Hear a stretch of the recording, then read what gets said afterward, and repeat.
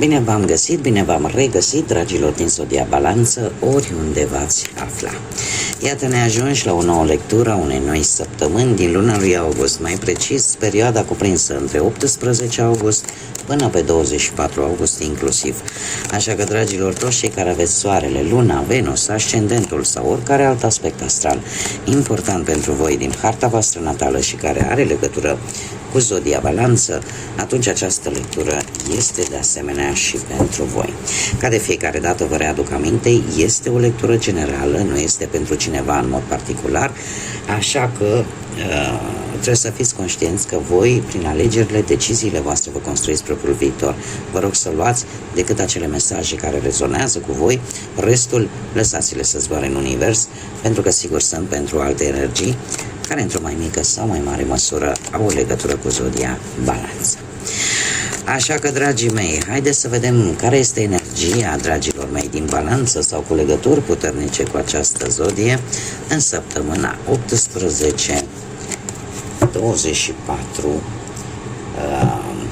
august. Lăsăm această carte ca energie și să vedem un mesaj aleatoriu.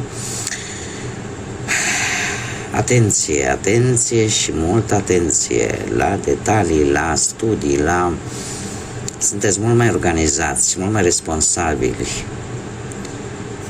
Și eu aș zice, poate unde se apropie și septembrie, e legat posibil de cineva care trebuie să studieze, să facă un curs, un studiu și sunteți mult mai preocupați, ca să zic așa, poate de studiile acestei energii, cineva dintr-o zodie de pământ, Taur, Fecioară sau Capricorn, anumite frământări.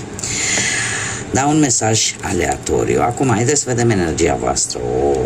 Ce energie! Ce energie! O energie a unui rege de aer, a unui rege de săbii, care ne vorbește de cunoaștere, de a fi obiectiv, de a impune respect, de a îți controla foarte bine emoțiile în această săptămână, de a fi foarte serioși, foarte drepți și eu cred că cel mai important lucru, cumva deciziile voastre nu vor fi influențate de sentimentele pe care voi le nutriți, veți fi foarte fermi.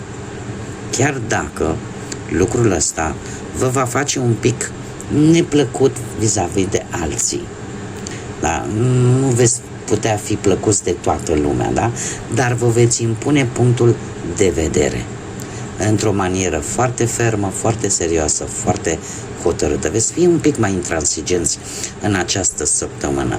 Nu veți suporta ca cineva să vă încalce regulile. E posibil să fiți un pic perceput, un pic mai reci, mai direcți față de în mod normal. Haideți să vedem ce vine pe parte profesională, financiară, sentimentală în această săptămână 18-24 august pentru dragii mei din Balanță.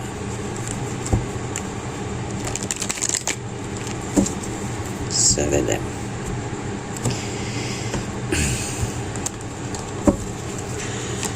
Și avem o nemulțumire aici. O nemulțumire. Mare atenție în această săptămână la bârfe, la tot felul de confesiuni, mai bine zice. Cui le faceți? Pentru că vă poate juca o pasă proastă la locul de muncă. Am de asemenea energii de foc, berbec, leu, săgetător, cum de asemenea am și alte energii de aer. Gemeni, Balanță la fel ca și voi, sau Vărsător. Există într-adevăr o nemulțumire. Se pare că unii dintre voi nu sunteți chiar așa bine plătiți, ca să zic, pentru efortul pe care voi îl faceți și e posibil, chiar trebuie să vă spun lucrul ăsta, acum nu pot să vă mint, să vă așteptați să vă pierdeți jobul sau chiar încă de la începutul săptămânii să fiți dați afară de la locul de muncă. Dar cred că tot în aceeași săptămână, cu acest cavaler de bâte, apar schimbări majore. Și e posibil ca voi în aceeași săptămână să găsiți un job total diferit față de ce ați făcut până acum, în care e posibil să depuneți ca efortul fizic să fie un pic mai mare decât efortul mental. Un exemplu, nu știu, dacă ați lucrat ca simplu vânzător, deci e un strict exemplu, da? Nu-l luați ca atare. Ați lucrat la undeva unde decât stăteați la casă și luați banii, se plătea marfa și așa mai departe. Acum e posibil să găsiți un job unde să trebuiască să faceți mai mult efort fizic. Deci în loc să stați la casă, uite, mergem în depozit, hai să cărăm alea, hai să mutăm pe alte, da? Deci apare cam aici este diferența, ca să zic așa. Și mai ales pentru cei care aveți, cum am mai spus, ascendent într-un semn de foc, berbec, leu sau săgetător. Per general, se pare că vine într-adevăr, apare, așa cum am mai spus, o schimbare majoră pe planul ăsta al muncii, printre care acest job, cum am mai spus, diferit de ce făceai înainte, dar de asemenea eu aș mai zice că puteți găsi un aliat puternic care să vă ajute într-o situație legată de muncă. Un aliat puternic care e posibil să, cum să spun eu,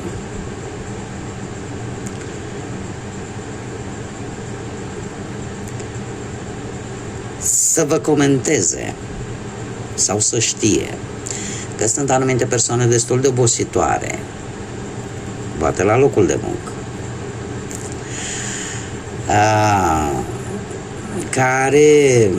căreia voi ați dezvăluit anumite lucruri importante și care le va folosi împotriva voastră.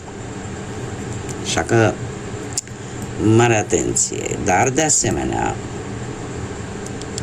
ne vorbește de un nou început în care pot apărea la un job conflicte ușoare, dar nu pentru ceva neapărat extraordinar, pentru simplu motiv că acest nou job poate cere documentație în plus. Știi că mai trebuie și cu tare document și mai trebuie cu tare acte și mai trebuie cu tare diplomă și mai trebuie cu tare nu știu ce. Iar lucrul ăsta să vă cam supere, dar asta nu înseamnă că poate că așa e regulamentul, dar nu e nimic să o luați personal. Poate să fie și acest lucru. Deci documente care tot ți se cer. Eu sincer să fiu, nu vă văd că rămâneți pe o perioadă foarte lungă fără job sau fără să nu aveți ceva de făcut. Mare atenție cu cine vorbiți, ce spuneți, pe cine bârfiți. Este cineva tânăr și poate să aibă legătură cu zodiile de aer, la fel ca și voi. Gemeni, Balanță sau Vărsător. Haideți să vedem pe plan financiar. Pe plan financiar, lucrurile sunt un pic blocate, o situație financiară un pic blocată, bani vor veni, dar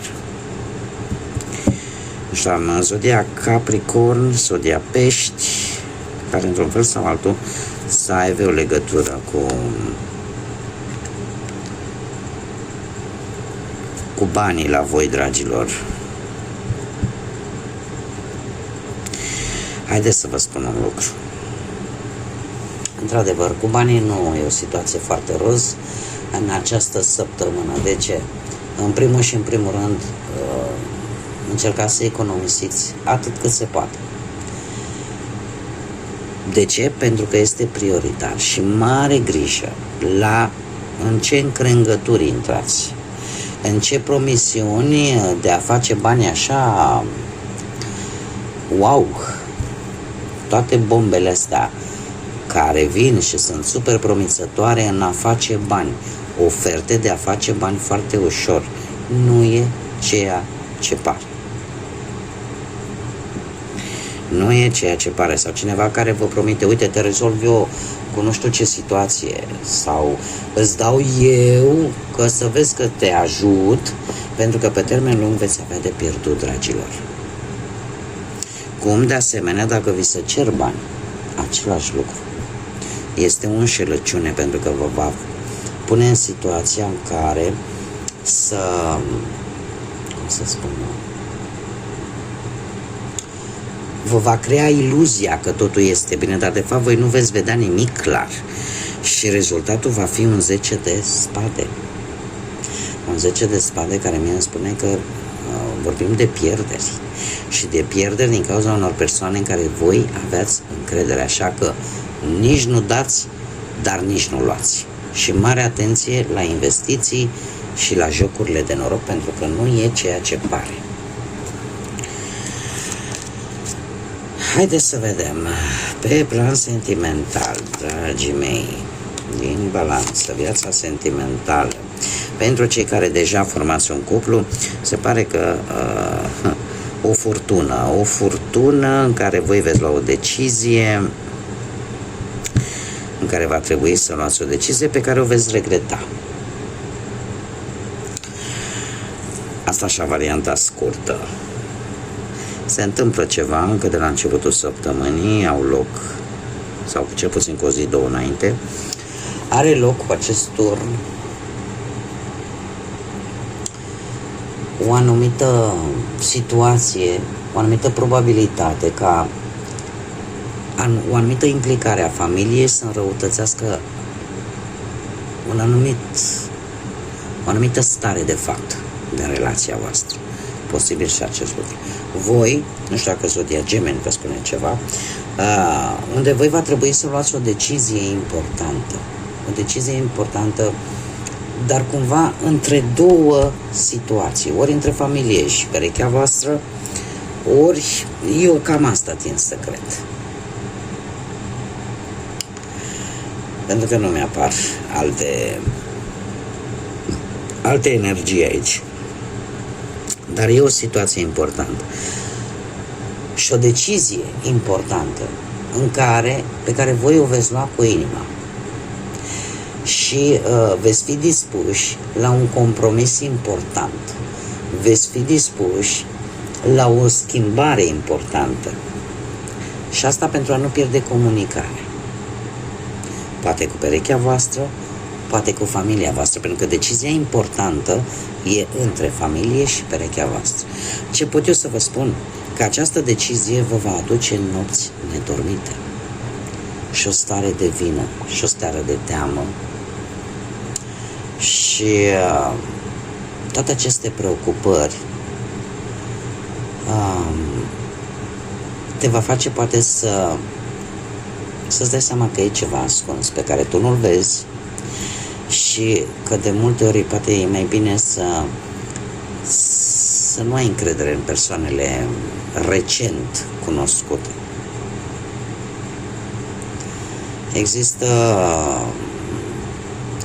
Există o stare de fapt care nu o să vă prea facă vouă bine.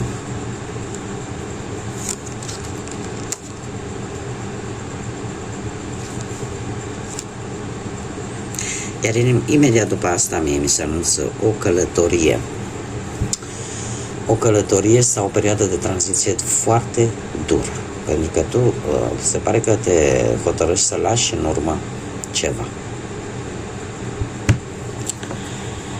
Și eu, din câte văd eu aici, mulți dintre voi posibil să aleagă relația în defavoarea poate a familiei. Haideți să vedem cei singuri, dragii de voi. Viața voastră sentimentală, se pare că nu avem de două ori cifra 3. Viața voastră sentimentală deocamdată e cu prietenii, cu amicii, cu amicele. În general, 3 ăsta de monede îmi vorbește de cineva poate care v-a trezit posibil interesul, poate chiar la locul de muncă sau în timp poate ce căutai de muncă. Și, dar totuși, nu știu, e o antiteză aici. De ce? Pentru că v-a trezit interesul cineva, dar în același timp, cu acest 3 de bâte, veți încerca oarecum să vă desfășurați, să obțineți ceva sau să dețineți controlul acestei situații. Doar că e ceva care o să vă împiedice. Există ceva care încă voi mai aveți de lucrat. Și e ceva din interiorul vostru, cu acest 4 de cupe. Este un moment în această săptămână în care va trebui să te eliberezi de ceva din trecutul tău sentimental, care nu-ți dă pace. Și atâta timp cât nu te vei elibera de acest lucru, e foarte greu să accepti această nouă șansă, această nouă ofertă care ți se oferă, pe care viața ți-o oferă, universul. Așa că încercați să reglementați, să vă echilibrați. Haideți să mergem mai departe și să vedem ce mesaj general am pentru voi, dragilor, din balanță. Ia uite ce mi-a sărit. Și avem numărul 4, care ne vorbește, culmea, de echilibru. De echilibru și de faptul că vreți sunteți mai bine organizați, că vreți stabilitate, că vreți să faceți un pic de ordine în viața voastră, indiferent pe ce plan al vieții, fie el profesional, financiar sau sentimental, că sunteți poate mult mai răbdători, mai planificați, da? Pentru că vreți să fiți, cum să spun eu, să fiți pe drumul ăla corect. Și avem aici o binecuvântare a apei, care îmi vorbește tare mult de partea emoțională, de partea sentimentală. Această binecuvântare, apa, este elementul care, cel puțin în tarot și în general în artele astea ale tarotului, ne vorbește foarte mult de sentimente, de emoții, de trăiri, de tot ceea ce pe noi ne face sensibili. Așa că această binecuvântare a apei se pare că vă va ajuta să vă găsiți această stabilitate, să puteți să vă organizați mai bine, să aveți mai multă răbdare, să vă puteți planifica și cred că cel mai mult ne vorbește de grija pe care poate cineva o are de la distanță față de voi. Da? Bun. Cam atât am avut pentru voi. Eu vă mulțumesc pentru atenție, desigur, mulțumesc tuturor pentru like-uri, pentru comentariile frumoase, pentru distribuiri, pentru faptul că v-ați abonat. Invit pe toată lumea, toți cei care doresc să facă același lucru. Este gratuit. Oricum, eu vă mulțumesc tuturor. Iar până în data viitoare, când ne vom reîntâlni, eu vă doresc să aveți liniște în suflete, în gânduri, să vă regăsiți pe voi, să aveți tăria și puterea să vindecați ceea ce e de vindecat și în felul ăsta să puteți merge înainte. Până data viitoare, numai bine și să fiți iubiți, dragilor!